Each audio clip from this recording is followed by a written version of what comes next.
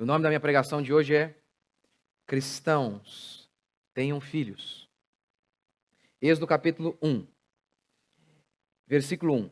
Estes são os nomes dos israelitas que entraram no Egito com Jacó, cada um com sua família: Ruben, Simeão, Levi e Judá, Isacar, Zebulon e Benjamim, Dan, Naftali, Gade e Asser. Todos os descendentes de Jacó eram 70. José, porém, estava no Egito. José morreu, e também todos os seus irmãos, e toda aquela geração. E os israelitas se reproduziram e aumentaram muito, multiplicaram-se, tornaram-se fortes. Como eles se tornaram fortes? Mas filho não traz pobreza? Não é esse um argumento que nós usamos para não ter filhos? Se fortaleceram. Ele vai usar mais 2 vezes essa expressão. Tiveram filhos e se fortaleceram. Verso 8. Então, um novo rei, que não havia conhecido José, levantou-se sobre o Egito e disse ao seu povo: o povo de Israel é mais numeroso e mais forte. Mais numeroso e mais forte. Vamos agir com astúcia, com safadeza. Vamos fazer um controle de natalidade com eles aqui. Mas ao invés de sair matando todo mundo, vamos agir com astúcia, com malandragem. Para que não se multiplique e aconteça que em caso de guerra unam-se aos nossos inimigos, lutem contra nós e vá embora desta terra. Verso 11. Por isso, o que eles fizeram? Para tentar inibir o surgimento de novas crianças. Vamos dar trabalho para o povo.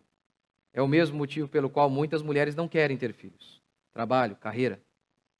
Esqueceram da missão delas, de mãe.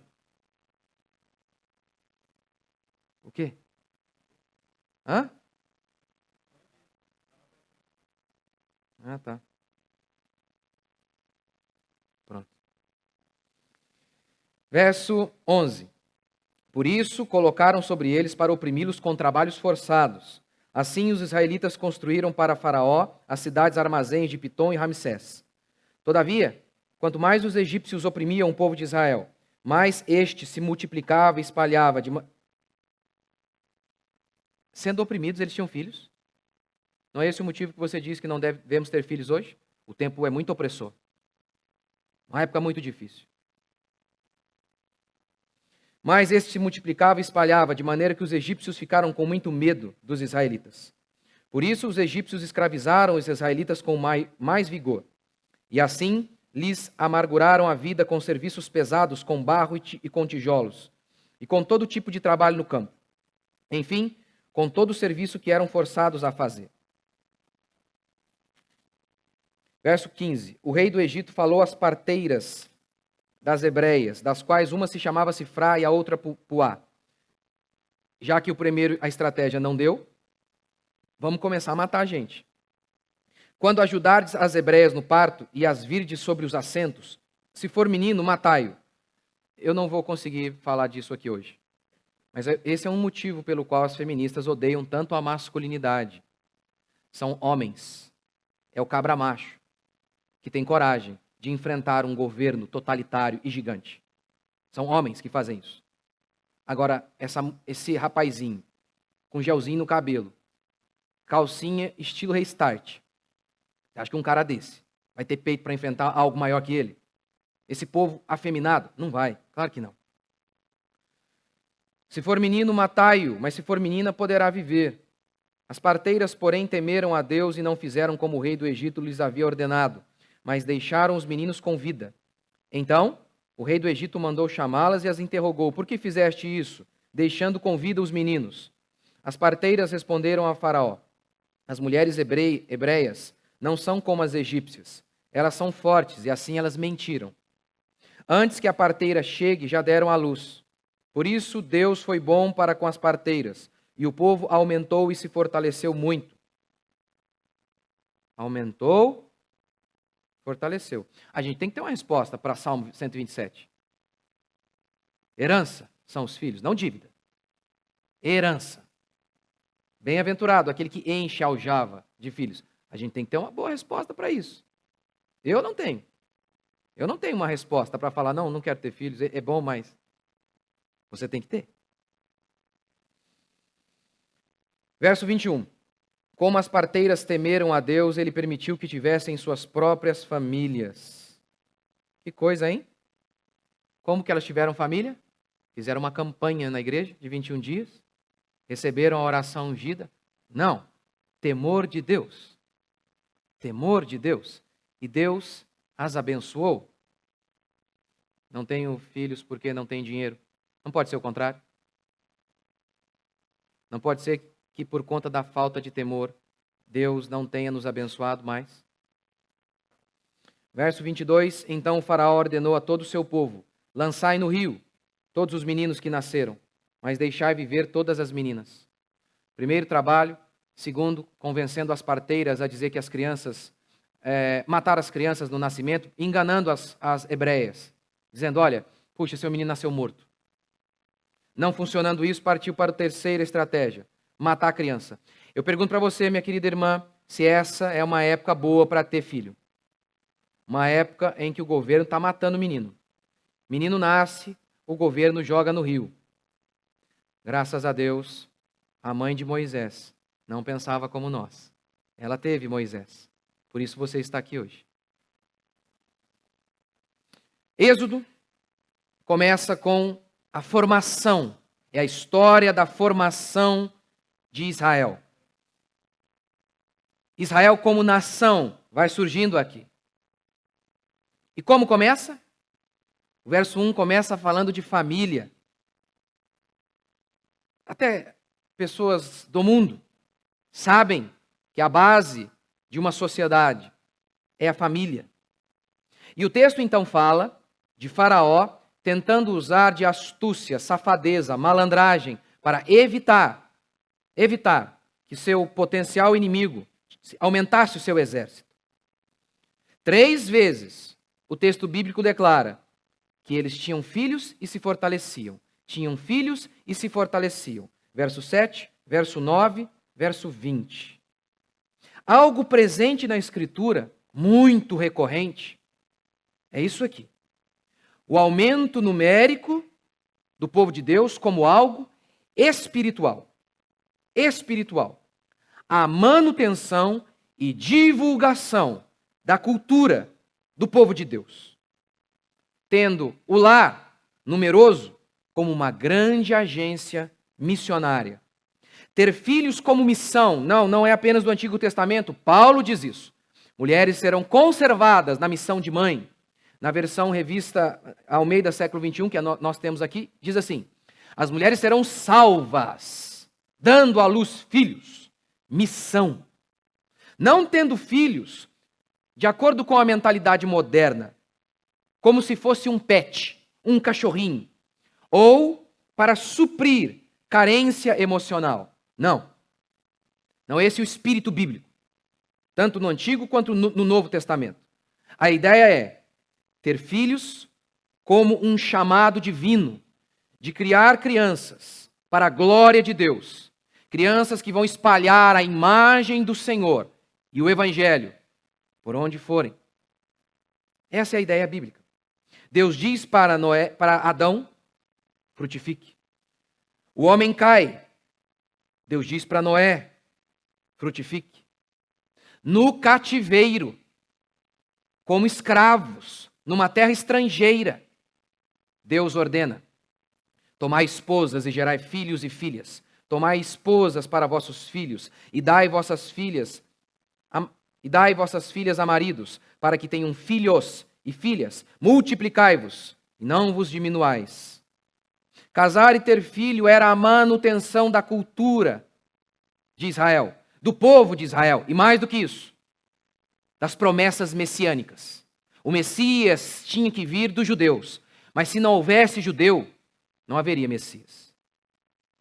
Porque Deus não era Deus. Que Deus é esse que diz algo e não se cumpre? Então, o Deus do Antigo Testamento não era Deus coisa nenhuma. Tenham filhos aí.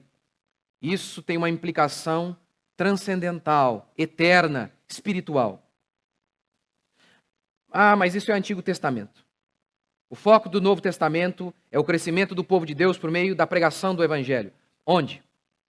Onde o ide de Jesus anula o frutificai de Gênesis. Onde? Qual passagem? 1 Timóteo 5:14, Paulo fala: quero, nós reformados, cremos que aqui é Deus querendo. Não? Não é isso que professamos? Que o Espírito Santo falou por meio de Paulo? É o próprio Deus querendo aqui então? Quero, portanto, que as viúvas mais novas se casem e criem filhos. Sejam boas donas de casa e não deem ao adversário ocasião favorável de maledicência. Como pregar o evangelho anula o Salmo 127, que declara: os filhos são riqueza. Os filhos são riqueza, quanto mais melhor.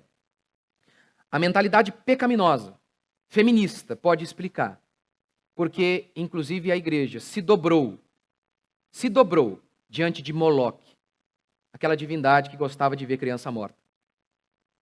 Essa mentalidade pecaminosa muitas vezes explica os motivos de não querermos ter filhos. Um motivo materialista, egoísta e incrédulo, muitas vezes. Eu, quando falo desses assuntos, as pessoas dizem assim para mim: você tem que tomar cuidado com o que você está pregando. Imagina a sua igreja começar a ter gente com 10 filhos lá. Tá vendo? Você acabou de provar a minha tese. Feminismo. Bem-aventurado aquele que enche a aljava de filhos. Qual o problema eu terei? Mais bem-aventurado é aquele que tem muitos filhos. Se eu estou errado, que você deve ter filhos, qual será o prejuízo? Qual será o prejuízo? Talvez você veja de uma família meio numerosa aí. Você é o quinto. Eu sofri muito. Ok. Primeiro, então você está dizendo que você preferia não ter nascido? Era aí? É isso? Segundo, assumiu-se como eugenista mesmo? Assumiu-se como esquerdista? Uma vida limitada fisicamente ou financeiramente? É isso que a esquerda diz. Eles são pobres, não devem ter filhos. Aquele lá nasceu doente, deve morrer. Assumiu agora o esquerdismo mesmo? Não vai gritar Lula livre aqui não, né?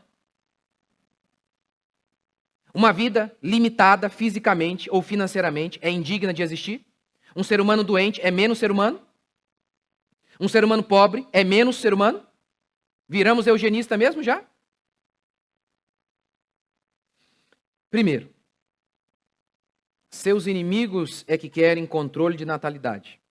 Note, mais uma vez, meu argumento não é teológico. Eu só estou fazendo uma constatação. Até o século XX, todas as igrejas protestantes viam o controle de natalidade como pecado, declara Greg Price. A primeira igreja a permitir o uso de métodos anticoncepcionais, a igreja anglicana em 1930. Mas é na década de 60 e 70, durante a segunda onda feminista, que isso se estabelece de uma maneira muito mais feroz. Veja essa citação de Alan Carson. A reforma protestante foi em parte significativa um protesto contra o antinatalismo, percebido da igreja cristã medieval. Foi uma celebração da procriação, que também viu a contracepção e o aborto como um dos mais perversos pecados humanos, como afronta direta às ordenanças de Deus. Este pano de fundo torna a traição protestante da contracepção em meados do século XX ainda mais surpreendente. Alan Carson, autor do livro Americanos Evangélicos contra o Controle de Natalidade. Você deve pesquisar isso aqui. Mas de maneira bem simples, eu acho que é fácil concordar com ele. Ele está dizendo, olha, a mentalidade protestante não era essa. O protestantismo nasce justamente pensando o oposto do pensamento medieval da época. O pensamento medieval da época era aquele que via a família e o trabalho como algo inferior à vida espiritual, sacerdotal. Tanto é que Alan Carson vai dizer que 1/3 da população adulta estava em alguma ordem religiosa.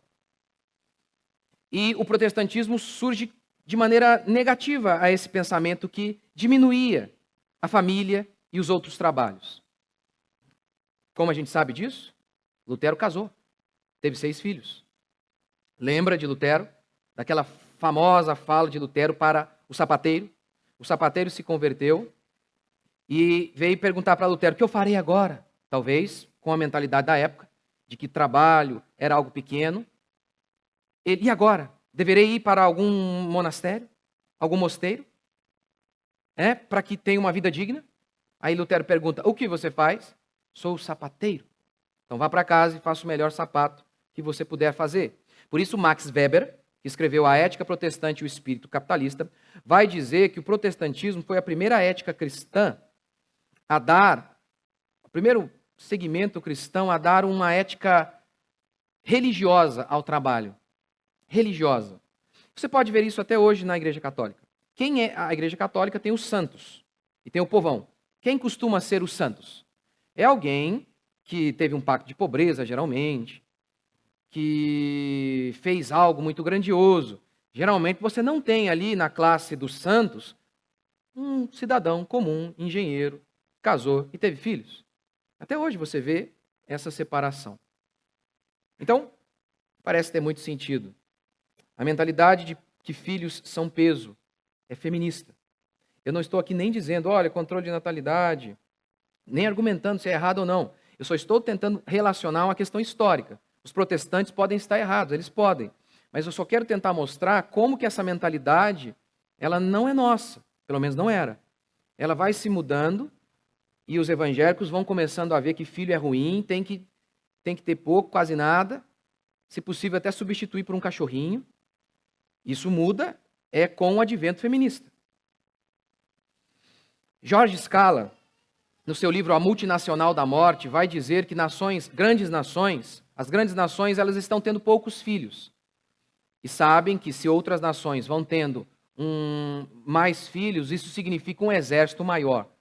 Então, George Scala argumenta que toda essa política de controle de natalidade vem dessas nações pobres que não querem que as nações vêm das nações ricas, que não querem que as nações pobres se fortaleçam. Aí você diz, não, isso não existe, que é isso? Governos não agem com astúcia assim. Você acabou de ler aqui. Faraó fez isso. Faraó fez isso. Enquanto os alemães dominaram os russos por um breve tempo, um dos comandantes de Hitler disse o seguinte: se deve inculcar à população russa por todos os meios de propaganda que um grande número de filhos não representa senão uma carga pesada. Há que se insistir nos gastos que os filhos ocasionam, nas boas coisas que se poderia ter com o dinheiro que se gasta com eles. A lei não castigará o aborto. Haverá que facilitar a criação de instituições especiais para o aborto. Como disse, não estou desenvolvendo um argumento teológico aqui. Só estou dando uma constatação histórica. Nossos inimigos é que querem que não tenhamos muitos filhos. Como o governo egípcio tentou limitar o aumento dos judeus, dando trabalho a eles. Nada mudou. Nada mudou. No artigo que eu citei para vocês aqui, de 2008, 2006, da revista Forbes, o artigo é: não se case com mulheres de carreira. Um dos motivos, ele diz, elas tendem a não querer ter filhos, mas é óbvio. Quando ele fala mulher de carreira, ele não está nem falando só de mulheres que trabalham.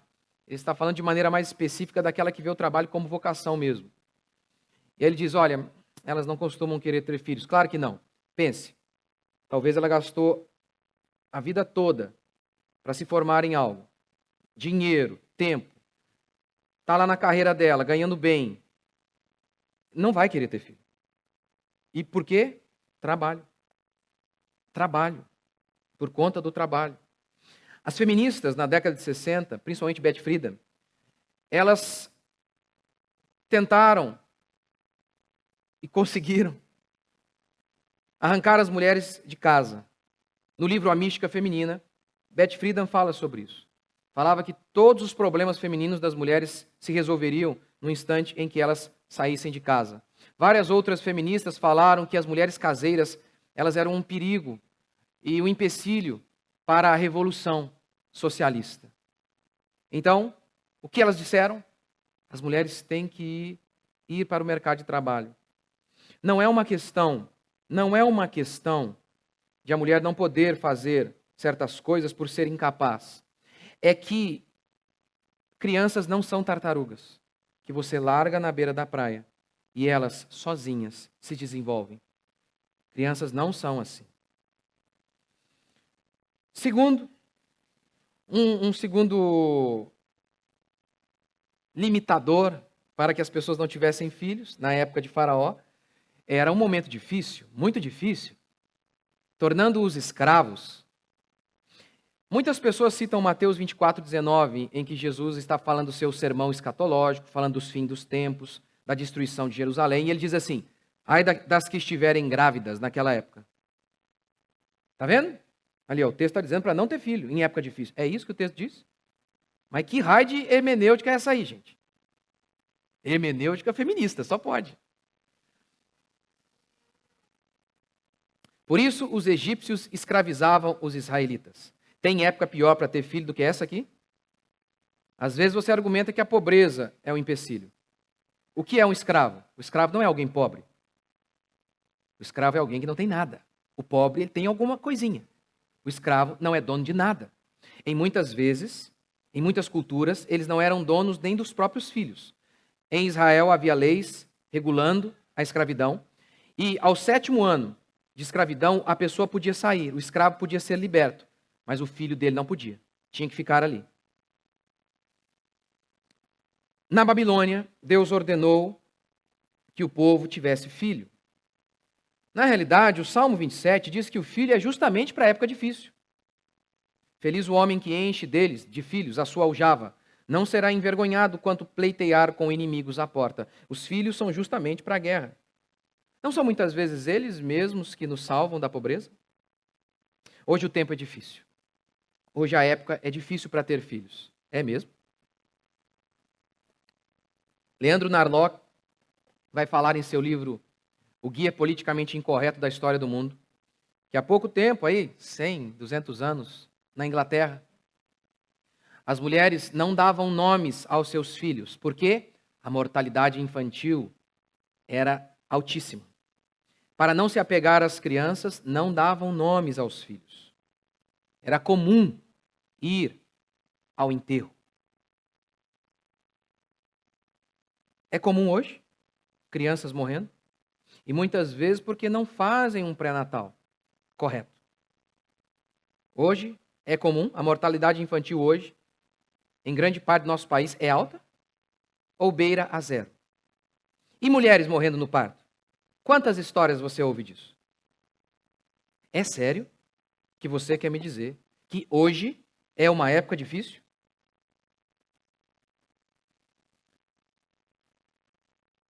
Um outro motivo que pode sempre nos tentar impedir de ter filhos é a questão financeira.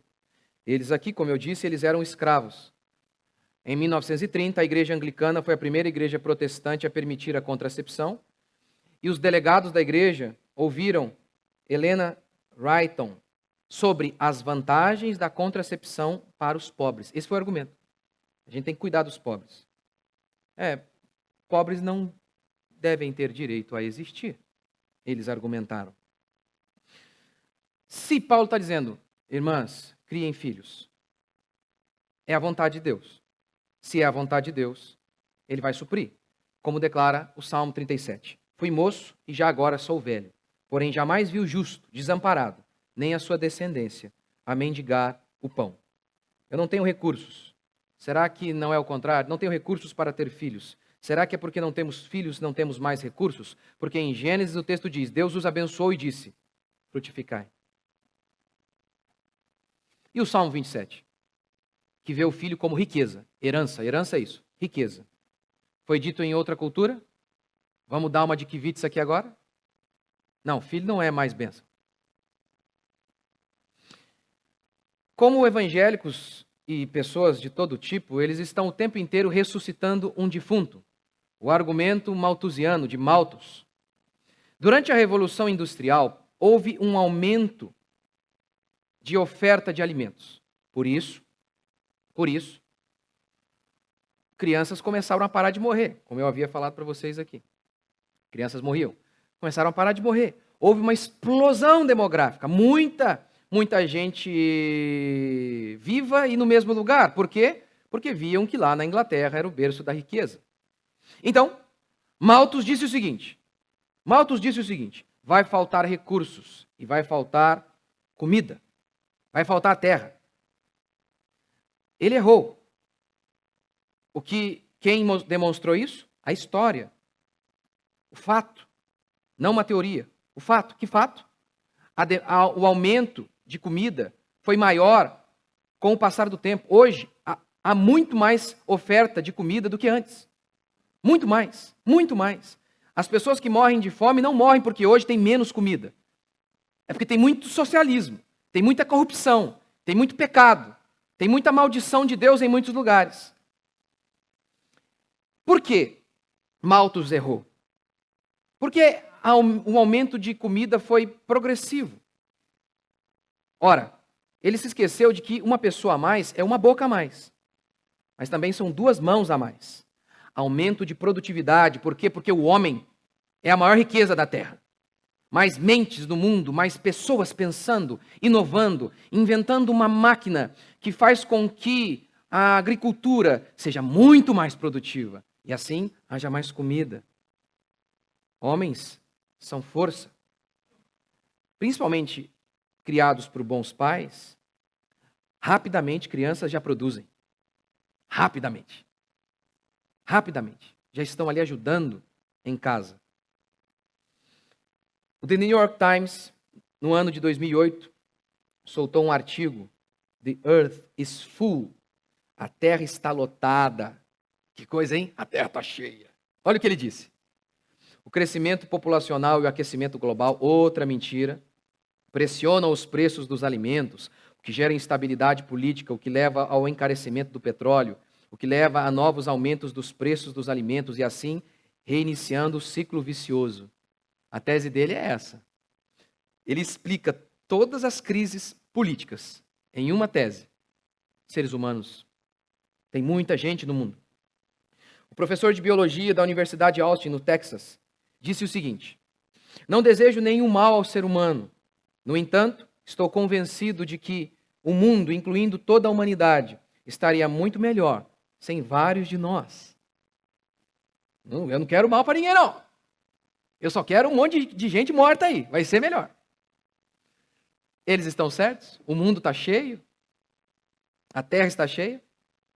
0,2% do território brasileiro somente é ocupado por cidades e infraestrutura. Se você duvida, dá uma passeadinha por aí, aqui na nossa região. Se toda a população mundial fosse alocada no estado do Amazonas, a densidade populacional seria equivalente à cidade de Curitiba. Muita gente é ruim. No Congo, há 29 pessoas por quilômetro quadrado. Pouquíssimas pessoas. E a renda per capita? $648. Em Hong Kong, 2.510 pessoas por quilômetro quadrado. 29 no Congo, 2.510 em Hong Kong. Todo mundo juntinho. E a renda per capita? Lá do povo de Hong Kong, do povo do Congo, $648. E lá, de Hong Kong, cheio de gente, $52 mil. O que mostra que o problema do mundo não é o excesso de gente. Não tem excesso de gente. É o socialismo. São essas políticas malignas e esquerdistas. A gente tem que tomar cuidado para que a incredulidade, o materialismo e a crueldade não apareçam vestindo a roupa recatada da prudência. De que adianta colocar filhos no mundo para passar privações? É sempre assim que os pensamentos pecaminosos costumam se vestir de mulherzinha prudente e muito recatada. Primeiro pode ser a incredulidade, de não ver a bênção de Deus sobre nós. Segundo, o materialismo. Os antigos costumavam dizer o seguinte: toda criança que nasce vem com um pão debaixo do braço. Em épocas pobres eles diziam isso. Eles acreditavam que a pobreza não vem das crianças, porque delas é o reino. Eles acreditavam que a pobreza vinha da preguiça, do nosso materialismo, de políticas malignas, da ira de Deus sobre os nossos pecados.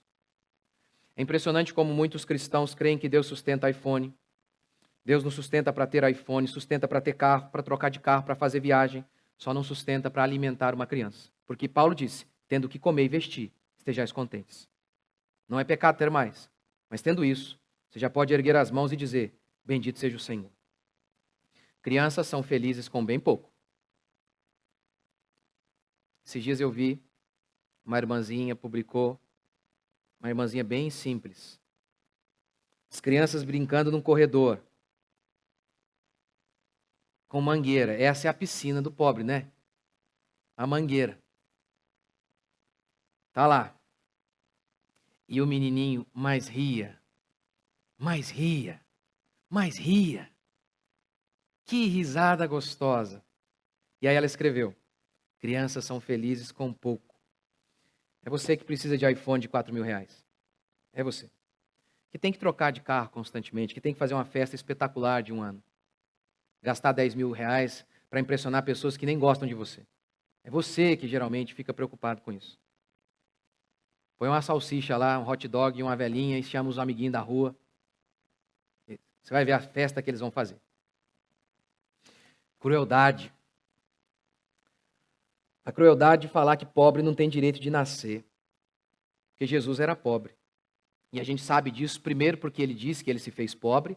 Sim, a implicação direta e clara, primária disso, é a glória de Deus. Mas ele se fez pobre financeiramente. Ele veio morar na casa de uma família pobre. E a gente sabe disso por meio da oferta que eles fizeram. 2 rolinhas ou pombinhos, que era a oferta dos pobres. Quando foram oferecer Jesus, apresentar Jesus no templo. A igreja sempre foi pobre, em sua maioria. O papinho de amor aos pobres, impedindo-os de nascer, é Faraó. Você, que veio de família grande, você preferiria não ter vindo ao mundo? Deus enviou seu filho a uma família pobre, mas temente a Deus. Não importa a situação, filhos são sempre bênção. Filhos sempre nos levam de volta para Deus. Sempre. Aqui, eles formam a nação. Quando eles nascem saudáveis, nós erguemos as mãos para o alto e dizemos, isso é divino, isso é espetacular. Bendito seja o Senhor.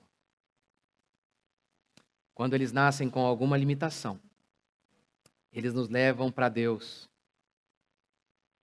Quando eles sofrem, quando eles nos fazem sofrer, eles nos levam para Deus. Jó, depois de ver seus filhos morrerem, é que disse, agora os meus olhos te veem. Eu, quando meu filho nasceu quase morto, foi aí que eu morri. E Deus começou a me quebrantar. Você pode perguntar para os irmãos aí que costumam dizer assim, o pastor Rodrigo é outra pessoa, depois que o Daniel nasceu. Não importa como eles venham. Não importa. Pode vir com um caroço na cabeça como veio o meu. Eles sempre te levam para mais perto de Deus. Eles podem nascer em meio aos bichos. Serem colocados em uma manjedoura. Eles podem nem ter sido planejados. Eles nos salvam. Foi um bebê, nascido em uma época em que crianças estavam sendo assassinadas e jogadas num rio, que virou um homem que libertou Israel. Foi um dos filhos de Gideão que salvou e vingou o nome de sua família. Quando Deus quis salvar o mundo, ele enviou o filho. Filhos nos salvam do materialismo e da vaidade. Tê-los significa, muitas vezes, perder beleza. Tê-los significa, muitas vezes, não poder mais trocar de carro. O que nos leva a aprender o que realmente importa, o amor.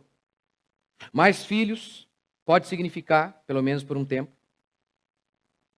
menos viagens, menos jantares fora, porém, mais sorrisos, mais abraços, mais Deus. Por isso, eu acredito que casais cristãos devem ter filhos. Não sou eu quem devo me preocupar ao dizer aos cristãos, cristãos, tenham filhos. Se é herança, Se é riqueza, como ter muita riqueza pode ser ruim? É você que deve se preocupar para que não tenha algo pecaminoso por trás do mas. Que mas? Aquele mas que vem depois de uma pregação dessa. Não tem como você negar que filho é uma bênção. Então você não vai dizer que filho é ruim. Claro que não. Mas você tem que tomar cuidado com esse mas aí. Quando você diz assim, ó, claro que filho é uma bênção, mas é você que tem que ter uma boa resposta. Talvez você até tenha. Eu acredito que você deve ter filhos. Talvez você tenha. Talvez eu esteja errado. Mas se eu estiver errado, seu pecado vai ser o pecado de ter que ver bebezinhos pululando em seu lar. Com certeza, uma das coisas mais espetaculares que existem, que nos quebrantam, que Deus se utiliza para nos levar para mais perto dele. Cristãos, tenham filhos.